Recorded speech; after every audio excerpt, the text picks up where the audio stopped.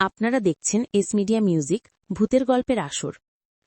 ভিডিওটি কাল্পনিক, যা বাস্তবে কারোর সাথে মিল নেই।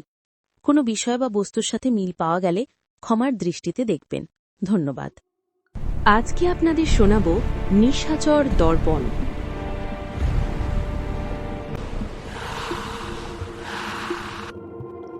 একটি অন্ধকার ধুলোমাখা ঘরের কোণে বিশাল এক প্রাচীন আয়না রাখা।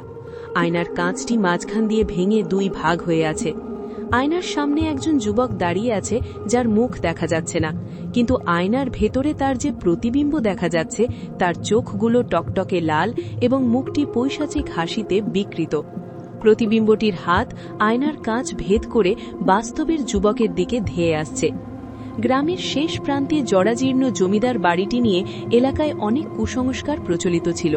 বলা হতো ওই বাড়ির দেওয়ালে দেওয়ালে অতৃপ্ত আত্মা ঘুরে বেড়ায়।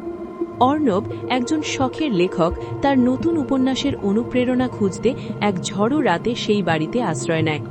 বাড়ির দোতলায় বড় শোবার ঘরে ছিল একটি বিশাল সেগুন কাঠের আলমারি, যার পাল্লায় লাগানো ছিল এক প্রাচীন ধুলোমাখা আয়না। মাঝরাতে হঠাৎ অদ্ভুত এক খসখসে শব্দে অর্ণবের ঘুম ভেঙে গেল। মনে হলো কেউ যেন নখ দিয়ে কাঁচ ঘষছে। টর্চ চালিয়ে সে আয়নাটার সামনে গিয়ে দাঁড়াল। ধুলো মুছতেই তার বুকটা ধক করে উঠল। আয়নায় তার প্রতিবিম্বটি স্থির হয়ে দাঁড়িয়ে আছে, কিন্তু অর্ণব নিজে ভয়ে কাঁপছে।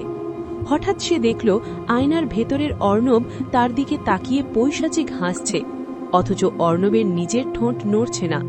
ধীরে ধীরে আয়নার ভেতর থেকে একটা ফ্যাকাশে লম্বা নখযুক্ত হাত কাঁচ ভেদ করে বেরিয়ে এলো এবং অর্ণবের গলা টিপে ধরল।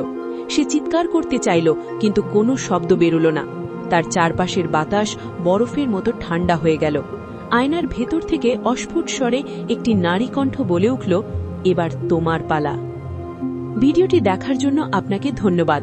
প্রতিদিন নতুন ভৌতিক গল্প পেতে লাইক, কমেন্ট, শেয়ার এবং সাবস্ক্রাইব করবেন আমাদের চ্যানেলটি। দেখা হবে পরের কোনো ভৌতিক গল্পে। আমাদের সাথে